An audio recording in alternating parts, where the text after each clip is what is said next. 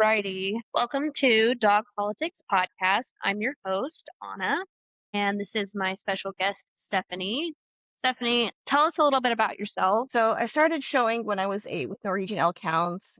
Showed till I was about 18. Then took a break because, adulting happened. Got into Bordeaux's about 18 years ago, and then American Hairless Terriers about 12 years ago. And then Right. I train and then also pet sit and walk dogs here in Las Vegas. Awesome. So what made you pick your breed? The elk hounds is more of my parents' thing, even though I love Okay. the dogs. They're just way too fluffy. The Bordeaux's, I think it was just the size and just because, I don't know, everyone always made fun of us because they're like, did you know that your hair matches your dog's hair? And I've always thought that was hilarious. The hairless terriers, I actually trained some out of Utah from one of my first mentors. And then I kind of just fell in love with the breed, and then it just kind of went from there. So you do mostly conformation. I do confirmation. We started a little bit of fly ball, do some fast cat. I've done a little bit of Schitzen here and there with the Bordeaux's, but not so much anymore since my last one passed away back in October. So tell me so you said you got into this at 8 years old. Was this something that was in your family, or did you just find an interest on this on your own? I actually started in 4-H, and then through some of the leaders and then the state representatives, they got me showing into AKC, which was amazing. Awesome. So you were showing as a junior. Yes, absolutely.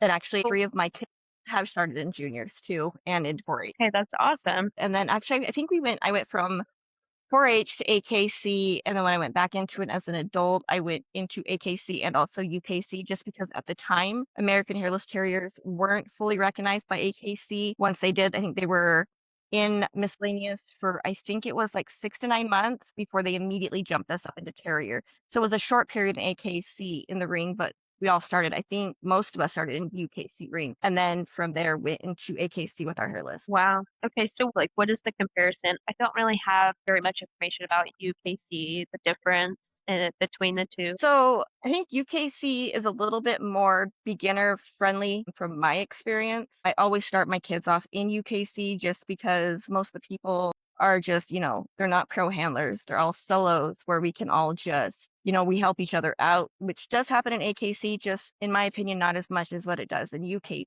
So I always want my kids to know that, you got to have thick skin to deal with the AKC world because unfortunately people can be petty instead of just looking at the picture that you're out here to just show your dogs, have fun with your dogs, and have fun with your friends. I think the other thing with UKC is there's not really like a set time. UKC, we normally do 2 shows in one day. So first show, I believe, starts like at 8 o'clock in the morning. Second show, like at 1. And so we just kind of run back to back. There's like, no, you have to be here, at like 8 o'clock. It's just you're there all day. I think that's like one of the main differences that I've seen. I think the point system is a little bit different. It's been a couple of years since I've showed UKC, but I think sometimes UKC is easier to champion dogs out if you have the rare breeds than it is for AKC because the numbers just aren't there. Tell me a little bit, some facts about your breed. With the American Hairless Terriers, we actually have a coated version and then the naked version. Technically, an American Hairless Terrier is just a rat terrier with recessive genes. So AKC, we just closed out like crossing with the rat terrier still. So that ended on December 31st of last year. So we want it coded so it'll stay in the ring. And coded has one recessive gene and one dominant gene, where our hairless have just 2 recessive genes. They're born with hair. The coated have like a normal coat as newborn puppies, but our actual hairless ones, they have like, it feels like pig hair is the only way I can explain it. And then starting about 2 weeks old, they start molting it off and changing colors. We normally have to do colors when we're registering, like within the first couple of days to figure out what they are, because once they start losing that hair, and we have to look at the nose, different color of the nose to like the muzzle and everything because I think there's like 31 color variations that we have in the hairless terrier. Wow. So, I mean, there's been some times that I've had one and I've had to ask my mentors, I'm like, hey, is this lilac or is this sable or blue? Because they're just got to look at the pigmentation of the nose. And I'm still learning as I go. I've been in it now, I think 12 years, and I'm still learning the genetic side through some amazing mentors all around the world in Texas that I am so thankful for because the genetic part of it is hard. They're like they're terrier. So I mean, they're holy terrors. So we have lots of puzzle bowls. They are very active. I've got some that would rather just lay around all day, and then we've got one who 6 months old. We call him our demon dog. I love my demon dog. His name is Ducky, but he most definitely is the spiciest hairless I've owned. And what I mean by spicy is this dog can go all day without a break. It's like his off switch is just not there anymore. And so, which, I mean, they're terriers. They're meant to have energy. You just got to keep them busy. And down here in Vegas, with it already being like 113, I think, what's day, we have to like, so my son's in 3D printing puzzle bowls. We do like extremely early morning walks. We have enrichment inside. They have pools outside that if they want to go. But with the heat too, we're putting them in sunsuits because they do fry like we do. Our pie ones and my lilac one, they burn the fastest. So they're always in sunsuits where like my blues, my blacks, they are in them, just not as long as what we have to keep the lighter colored ones in just because we're trying to protect their skin. So now, since you've been in it since a young age, I think for myself, I'm 27 and I'm only 2 years into it. I kind of went in totally not knowing what I was getting into. And even now, there's not really a lot of resources out there. Do you have advice for someone maybe a little bit older or, younger juniors who are wanting to get into it? Not only about picking your breed and finding your breed, but maybe even just like finding your community and, what to look out for when you're getting started in either UKC or AK. So for juniors, I actually recommend starting in the 4-H program, which can be found at your state co-op universities. Every state has one, and it's a wonderful program to start out in. And actually, I volunteer. I'm one of the leaders, and it looks like I'm taking over the dog program here in Las Vegas. We're still trying to get off the ground just because it is such a big county. But it's a lot behind the scenes that we've been doing with newbies. Because I'm originally from Wyoming, the nearest kennel club to us was like 3.5 hours. So I kind of found a group of friends back in my hometown that all kind of showed me, all kind of stuck together, practiced together, just so that I mean, it may have been four of us, but it was still someone that could watch. We could bounce ideas off of, gate our dogs, see where we're messing up, and just kind of help each other. But I recommend finding good mentors. If you don't even know what breed you want to go into, go to a dog show. Go watch, ask questions. I know all of us owners, breeders, pro handlers, we're always willing to answer questions about our breeds. It might have to be after a ring, obviously, or right before, a little bit before. Sometimes it gets chaotic, as you know, in and out of the rings, trying to make it, especially if it's showing more than one breed, it gets extremely chaotic. But I mean, go ask questions. There are going to be those snooty people there that are going to like down on you for answering questions. But unfortunately, that's a part of the dog show, and you just kind of got to learn to ignore those people. They're eventually just going to be, your silent cheering squad in the back as they sit there and talk crap. But I mean, most of us, we take that with a grain of salt and we just go in just to have fun with our dogs. But I mean, there's a lot of us I'm more than willing to help out mentorship. Anyone is ever interested, even if like I'm not in your breed, even like you can still have mentors in other breeds, even if you're not in that breed. And I have mentors from Bordeaux to Bull Mastiffs to Napoleon Mastiffs, Corsos, clear down to Chihuahuas. Because if we all help each other, we can actually keep the sport from dying. Because let's face it, the sport is dying, and there needs to be some changes. We need to get kids back involved Yeah. because they are the future in the dog world. I mean, my little guy who is 11 is ranked number 2 in our breed right now, but he has been showing since he was 2. I put him on a very skinny runt of my litter. Do I know that she wasn't show quality? I didn't care. I let him take her into breed just because they were the perfect size together. And it built his confidence. And he has gone through a lot. We've had, unfortunately, a couple of our dogs 2 years ago got poisoned. His dog that he raised since birth ended up passing away. So the hairless community actually got together and sent him his new puppy, which I will always be thankful for. So, and I know how hard he's worked, and I know he still misses Carnage, but Venom and him are doing wonderful. And in August, they'll be having their little showcase at our nationals in Greeley, Colorado, which should be an amazing time. I think we're expected, have over 60, 70 hairless there, which is going to be Wow. awesome. And the Greeley Showground is amazing showgrounds. I grew up in the last 10 years showing it until we moved down to Vegas, and I haven't been able to make it back up. I've been wanting to go for the last 2 years, and fingers crossed I'll get to go this year. So it's a fun time. I do find it funny that I've been waiting for the Bordeaux Nationals to come back on the West Coast for a couple of years. And so the Bordeaux Nationals is actually, I think, 2 to 3 weeks after American Hairless Terrier Nationals at the same ground. And I'm just like, man, I would have liked to go to both nationals, but I don't see me ever going back into the Bordeaux world anytime soon, unfortunately. Some of the leadership is going to have to change in the breed club just because it's just gotten too political that most of us have taken a step back from the Bordeaux because of it. I wonder if you can shed a little bit of light onto why it's so, why a purebred dog? So obviously, purebred doesn't mean well bred, but why a purebred, well bred, ethically bred dog? So I do purebred because I can, on my board, I'll take my Bordeaux for instance. I can go back 25 generations, look at all their health testing, what they've passed from, the age they passed, what they've accomplished in their life. And same with American Hairless Terriers. Angie Clausen, who is one of the best mentors I've ever had, she has a whole database on all the hairless that have been born that she has been doing for I don't even know how many years. So we track even through there. So with purebred, well-bred dogs, you know what the temperament is going to be most of the time. There are some flukes that do happen.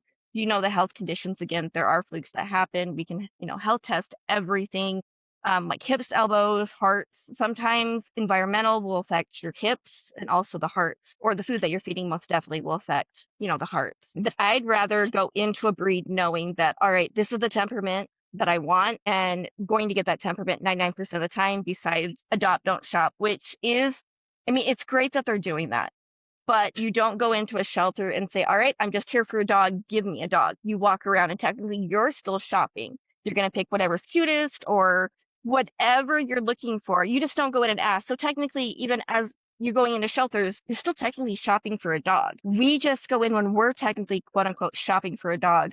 We know what we're looking for on, the hips, elbows, parent lines, stuff like that. So, and don't get me wrong, I love shelter dogs. I train shelter dogs almost every day. But when you want a specific temperament that you're looking for, you can't guarantee that out of even a designer breed or shelter breed. And sometimes not even from, AKC or like purebred dogs, because sometimes the parents are crappy, you get lied to about it. Where with reputable breeders, you can say, all right, this is the temperament, the parents, you can go back of the lines. And it's a little bit more what you're going to get for the most part within, couple percentage on different personalities, unlike what you can with rescue dogs, designer breed dogs, and just people claiming that they're purebred dogs because you don't know. And that just kind of made me start thinking about finding a breeder.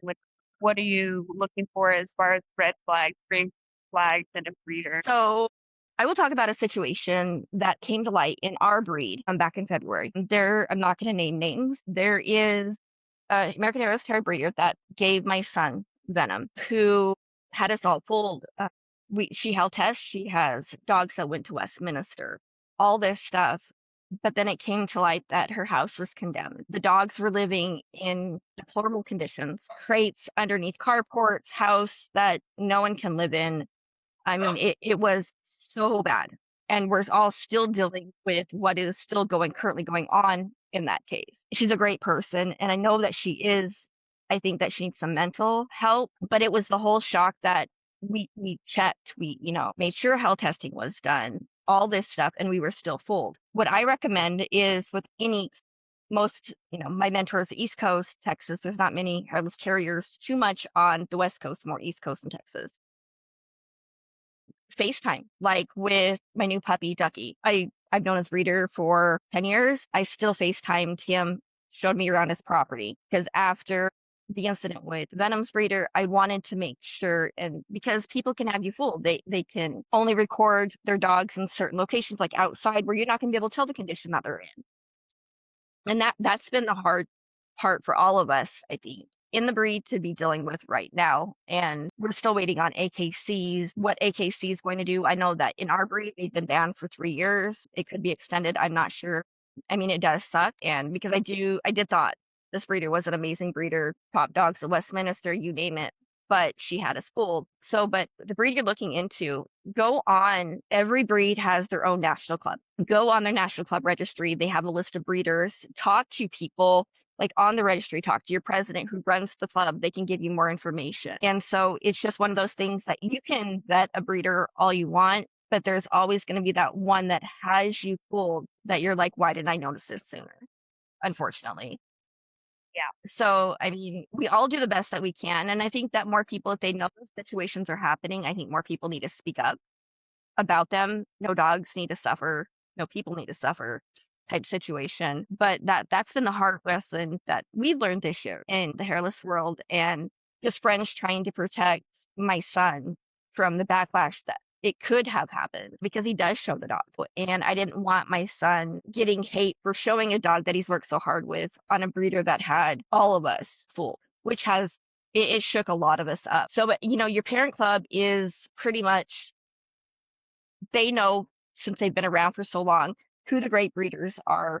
The registries that most of them have in place on their reputable breeders are amazing. And I mean, you can reach out to three of them to find that perfect mentor, because not everyone is going to match with everyone else's personality. And it does take a little bit of time to find, quote unquote, your people, because you just don't want to jump on the first mentor that you see, because you guys may not get along. And that's a whole other lesson. But I Right. mean, your breed parent club is the best. Going to shows, talking to people is another good thing, because sometimes people aren't able to go to the show, no, they do show. And so, your friends that are there, they're like, oh yeah, get in touch with this one. They, be happy to help, or, just stuff like that. And it is useful, but I know when people go to their first show, it is overwhelming. A lot of dogs, a lot of people, and sometimes you're just lost walking in, like, okay, what ring do I go to? What do I do now? Type situation.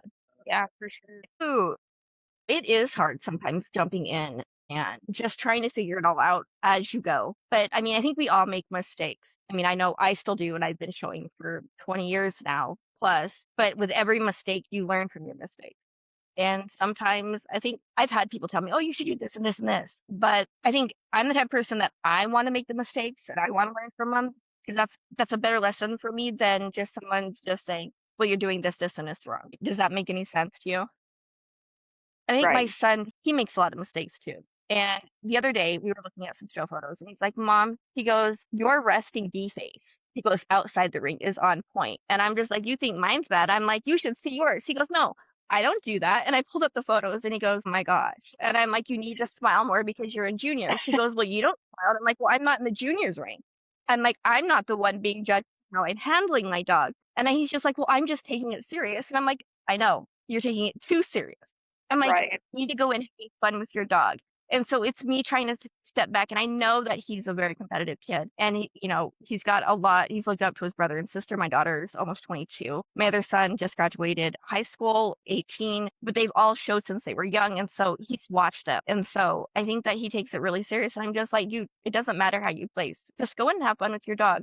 He goes, but I'm like, I know you want to win. But in order to win, you first have to lose. And I think it's taken him the last 3 years to understand what I'm saying by that. I would rather take the Mm. losses and learn my mistakes than just to go in there just winning left and right and not knowing the mistakes that I've made. And I think he's gotten to that point too. He does work really hard with his dog, and he's so excited to go to nationals, which I'm so proud of him. And Yeah. him and Ducky's breeder have this war going on, and they're like, well, I'm going to beat you in nationals. And Liam's like, nah, you and Basil are going down. And it's the mentors like that I love, because it does give the kids or even you something to look forward to. Like, my goal is to go in at nationals and beat Basil along with my son. But Yeah. Basil is Ducky's full brother. Basil's like 2.5 now. So Ducky's from a repeat breeding. And so we have a running joke, and it's those fun times with your mentors that, like, I'm going to go in and beat you with your own dog that you bred, that literally, and all breeders, I know they love when that happens. But it gives people who haven't been showing as much and don't have, top 10 dogs, that little extra push to a little bit, push a little bit harder to get to your goal. And, the people that I've mentored some amazing people and helped out in the Bordeaux world and hairless world, Australian Shepherds, Frenchies. I'm now also showing for a friend a Paraday Pressa Canario, which is still foundation stock, and we don't ever see them coming out of foundation stock due to the image that the breed has to normal people. They can be aggressive, type situation. I get that.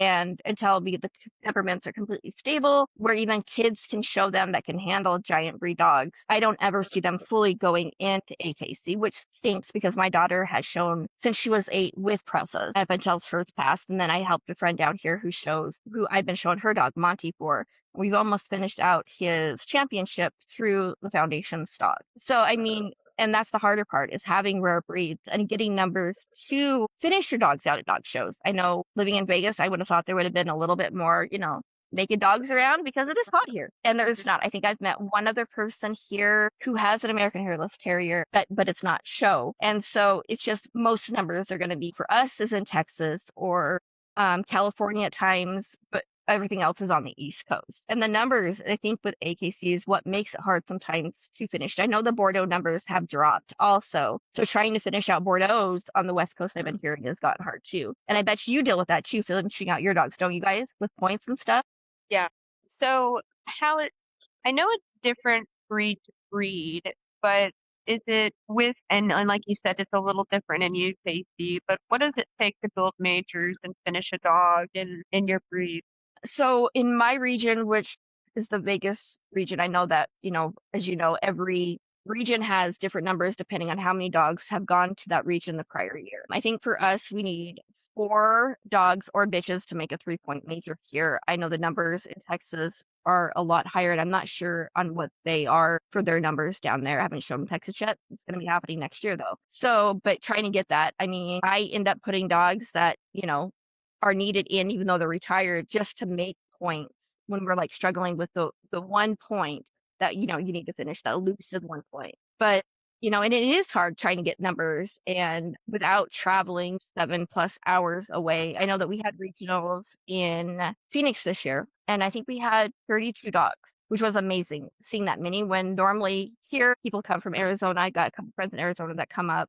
I don't know if there's anyone still in Utah showing American Hairless Terriers, and I know that there's one, maybe possibly 2 people in Wyoming that still show. But even in Wyoming, trying to get numbers, we'd have to go to Greeley, Texas, Oklahoma, or literally Southern California just to get any majors, which it sucks, but we have Facebook groups dedicated to, I think ours is called like American Hairless Terrier Worst Majors, that we all post upcoming shows to see if we can pull off a major there or if it's just going to be single point. There has been a progression with your your national owner handler series and now having regionals and stuff.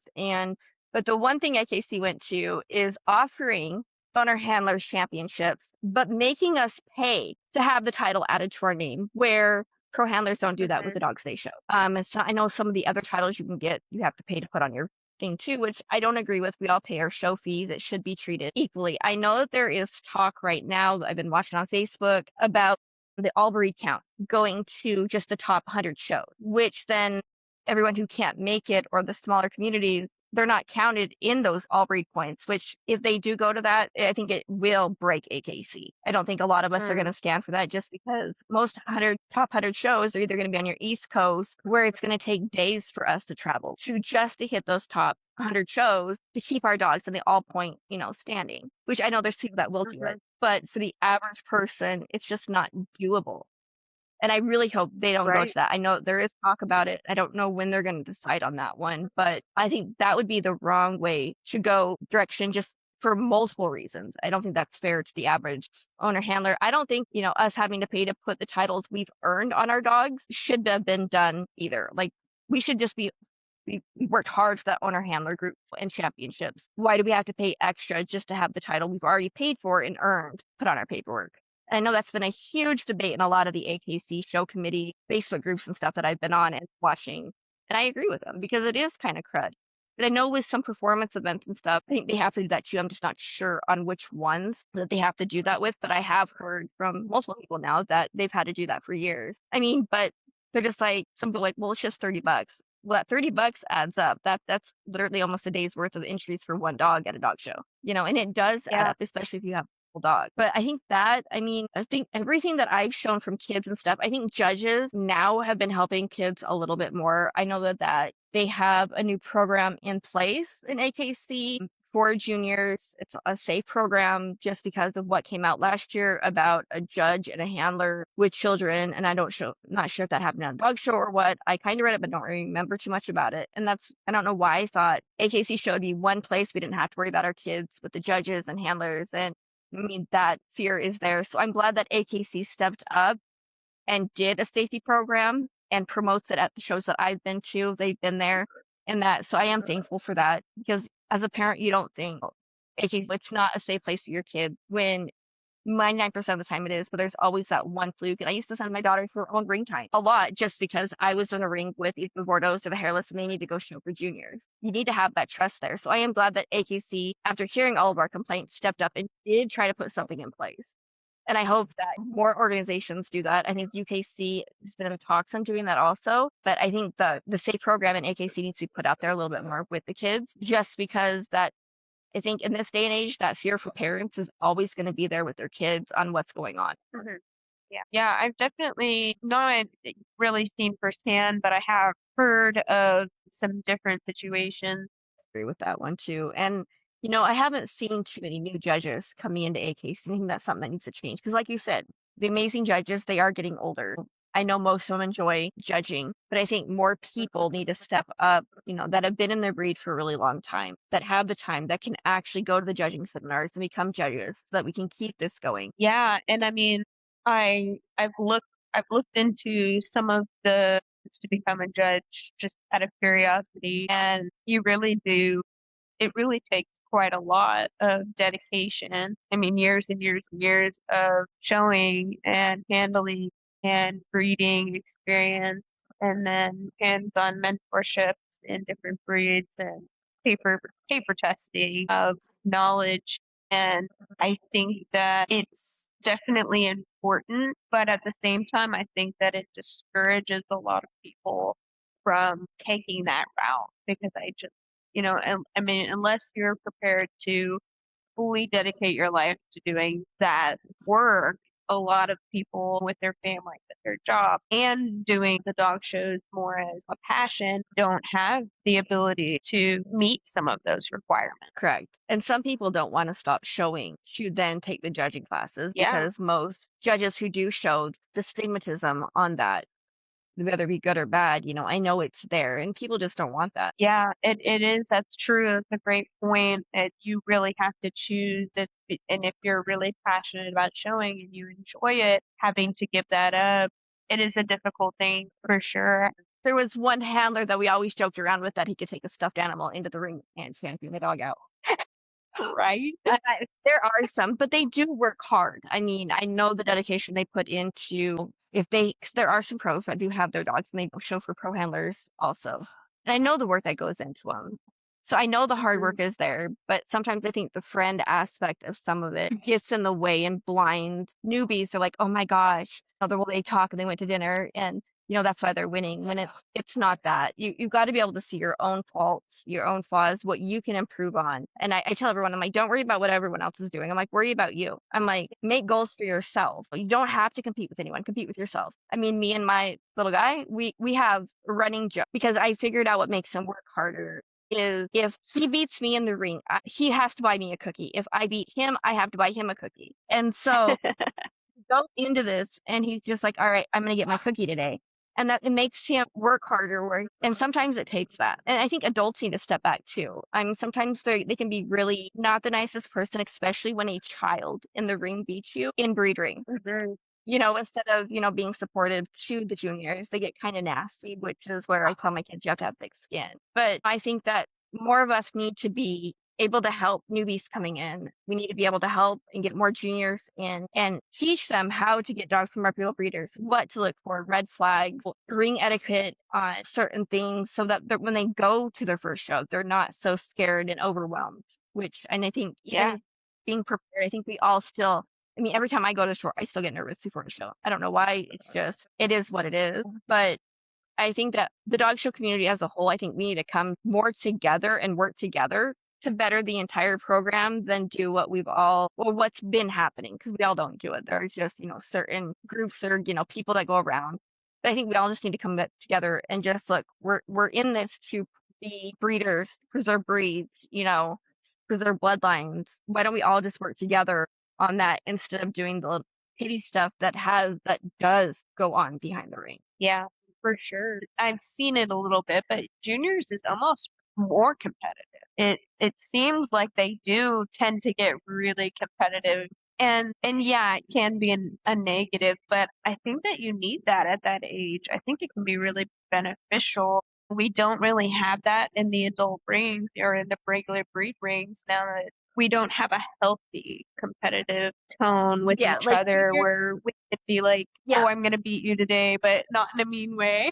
yeah, we're like juniors, they're nice to each other. Even though they're competitive, they are all super nice to each other. They help each other out. Yeah, Where I don't think that happens so much in the breed ring. I yeah, know that kids in junior ring, they know all the patterns. I know some of the adults in show ring don't know your triangle, your T, and your L. The body parts, and that's one thing I forgot to mention is UKC for the junior program. The judges there actually ask the kids where the stoop is or the hawk or random questions. That doesn't happen so much in AKC. And I do think that AKC should do a little bit more of that. I mean, as a junior handler or a handler period, you should be able to know your dog body parts. Where I think yeah, UKC and the 4-H program focused a lot on that, at least when I judge for 4-H dog program, I always ask the most random, questions about the dogs or just have them tell me what they know. Like my daughter, and I forgot what it was, the little piece between the nose. One judge taught my daughter that mhm, one year, and that's the one thing that she always remembered, still remembers what it is. And it was the way that was presented to them. So I think that one thing I think AKC should do in their junior program is, yeah, these kids can show they can handle their dogs, but there's more to it than that. You need to know where your body parts on your dogs. And I don't think, trying to remember back from both of my older kids, I don't think in AKC, my daughter or both my sons have ever been asked about where, the stoop is, hawks, nothing like that in AKC. It only happens in UKC and 4-H program. So I do think that's one sure. thing that AKC could improve on with their judges because that's an important part of showing dogs is knowing the dog part. Yeah, for sure. I mean, I'm still learning a lot of terminology and etiquette and handling skills and a lot of things where I'm like, there's probably not a show day that goes by where I'm like, I wish I had started this like when I was a kid because I would have had so much time to learn all this stuff. But there isn't anyone, I mean, there are people telling me things and educating me, but there's not anybody quizzing me on my knowledge or being like, it's almost like learning a language. Like if you can learn it, but if you don't use it all the time or you don't have anyone to talk to, and You forget about you forget about it, you forget things, and, when I'm away from a show and I go back to a show, like, some of it comes back to me and I'm like, "Wow." It really is important, it definitely, like, sitting by the ring and hearing different people talk and the different lingo and being like, "Okay, so what does that mean?" I think you're right, I've never really seen that in AKC, and it would be beneficial to juniors, but it would be beneficial if that was just how it was everywhere, that. I agree with, yeah. for And so I mean, sure. like for my kids, I made a magnet board and put all the parts like on little magnets, and they would have to put the names where certain things are. Sometimes I'd have arrows just for the small parts, that it's not going to fit on. But even I still work with my son now. I mean, and I forgot things along the way, and I've had to redo it. And I mean, I've been showing since I was a kid, and I still know that there's places I can improve on. And we're all perfectionists. We strive to be. But I Mhm. think at times we're all gonna mess up. We're human. Judges mess up. Sometimes we mess up. And I just look at everyone. I'm just like, at the end of the day, we all go home with the best in show dog. The dog you brought in, that's the best in show dog. I don't care what anyone says. I'm going home with the best in show dog. I don't care if the judge sees that or not. As long as I'm proud of what me and my dogs have done, I don't care what anyone else thinks. And that's Yeah, a hard mentality. And it's taken a lot to get there. That, nope, I'm just going here to have fun. If we place, we place. I mean, do we all want to place? Yeah. But I go in more anymore as what do I need to improve on? What do I need to improve with my dog on? And I'm just having fun with my dogs and actually my son because I mean we do have hidden wars between us that people over here they're just like, what's that about? I'm like, oh, we just have bets on who's gonna win just because, and they're just like, I'm gonna have to try my kids because it does work. And I'm just like, it works for me and him, and it's humorous, and that's just me and my kids. And so my daughter took it really seriously, but my boys have always been jokey, calmy about it. And so with Liam, I decided that oh, we're just gonna go in. I know my kid, and he needs that push or he just gets bored with it. So he mhm. started training his dog to do talent show at school with weave pulls and stuff. Even though we're getting agility, this fall, but it's going to take a bit just because it is so hot here. We don't do anything for 3 months with our dogs outside just because we all can't stand the heat. Like we have to get up like at 3 o'clock in the morning to walk dogs. I walk clients' dogs starting at 5 o'clock in the morning. And so it's just finding inside stuff. So my son's figured out how to make jumps inside with pillows and that and measure the height for his dog so he could work with it without destroying the house. And it's just funny things like that. And he started 3D printing some dog puzzles that he's made, which does help with mental stimulation. And it gives him something to do because he has to figure out how to work the puzzles. Yeah. And I think right now, I think he's working on like body parts designed for the dogs, where 3D prints and then has the name off to the side. And so, I mean, it helps him understand the dog parts, gating, and I mean, we go through That's videos a cool. lot on where we can improve on, if our dogs, we're not getting them fast enough or we're getting them too fast and what we can improve on. And I think recording yourself at shows where you can go back and watch it and you're like, oh my God, why did I do that? I think that's an important thing that I do. I think you do that also because you're like, man, I could have Yes, I improved on this. agree. Because at the time you're just so focused on getting your dog in the ring, doing what you need to do. So like normally like the week after I'll start going through and really in depth watching the videos to see, all right, well, she was nervous on this. I need to get my dog around, people more because I do have a skittish one who for some weird reason she goes through a spurts on where she's just like hates people and she's like, I don't like you and shies away, which it is her. But that way we know what to work on. We know what us as handlers need to work on if we're not presenting our dog properly. We're standing too close. We're wearing clothes that match our dogs, which that happens a lot. And I've got to remember, I have to remind my son because his dog's black that, he's like, well, why can't I wear my black dress slacks? And I'm like, because then you blend in with your dog and the judge can't see your dog. So Exactly, and let I me just let just you did know. that. I literally just wore these gray pants, and looking back at my videos, I was like, "Oh my God," like, he just blended in, and I was like, "I'm never wearing gray pants again."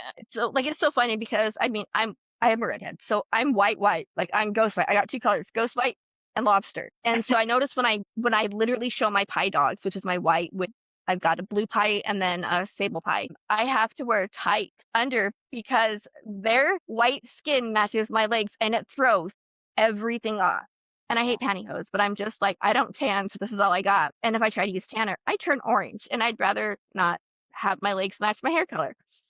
And so that's another, it's like when you are like extremely white and your dogs are, you know, bald skin white, there are times that I've noticed, okay, yep, my legs blended in with my dog. So gotta remember if I'm showing these ones to wear pantyhose. And that's the hard thing to remember is sometimes we can present our dog the best that we can, but it's when they start blending into us where the judges can't see their movement correctly because we're, in the way or our clothes are blending in. I think that's a huge thing that I don't know a lot of newbies, I don't think realize that. And so it took me a while because I refused to wear dresses for the first, I don't know, like 5 years of going back into showing. And finally I'm like, fine, I guess. And then it's just getting more confident in dresses. I don't wear dresses. I hate dresses. I'd rather be in I shorts, t-shirt, boy type Yeah, thing. But yeah, I know. and It's a people big like thing for newbies is like they don't know what to wear, and I struggle with that still so badly because I also don't want to wear dresses. I mean, because like overseas, they wear whatever they want because the judges, you're not required to wear business attire when you show at Crufts or anything else. I mean, and everyone's like, well, that should be happening here. And I'm like, I think it does happen here, but I think dressing business attire, it shows your respect for the judge and that what you're there to do. I think it's a respect thing here where we shouldn't be judged on what we're wearing per se, but I do think it comes down to being professional in attire. But everyone's like, but why can't you? And I'm just like, I understand that, yeah, I should be able to walk in wearing jeans and a t-shirt. And if I have a great dog, the dog should win. But I think that Yeah, falls down on that respect issue type situation. But I mean, even my son's just like, well, I don't understand it. And I'm like, you will. And as he's gotten older, showing he now understands that it's okay to yeah. dress up. Even he's like, last suit that he wore, though, it was given to him. And when he put it on, he'd never tried on besides the show. He looked like Pee Wee Herman. We have never laughed so hard in our life. We actually had to show him who Pee Wee Herman was.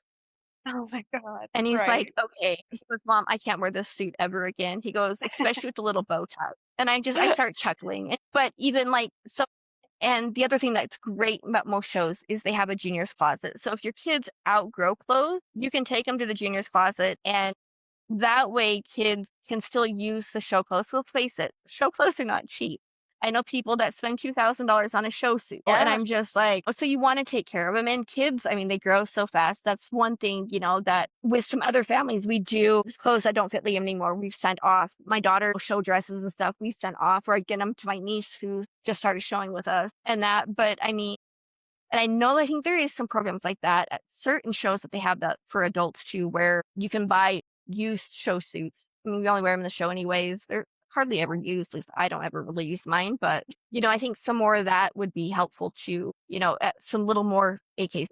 Yeah, I agree. I mean, and there was one show that I went to, and a lady had like a little clothes rack of all her old show clothes up for resale, and I was like, okay, yeah, this is something we should all be doing. This is a great idea. But like it does make me feel a little bit better to hear some of the resources out there for juniors, and I can only hope it gets better from here for them because, like you said, they're the future, and we don't see a lot of them coming in to the breeds and into AKC and into confirmation. So I think in my experience, at least, when I was going to a show and I was expressing interest, I was really blessed. Everybody was welcoming me in from every kind of breed. It's hard to connect when you're at a dog show because one, everybody's in their own zone and they're focused and they're busy. That, or if there has been people like in my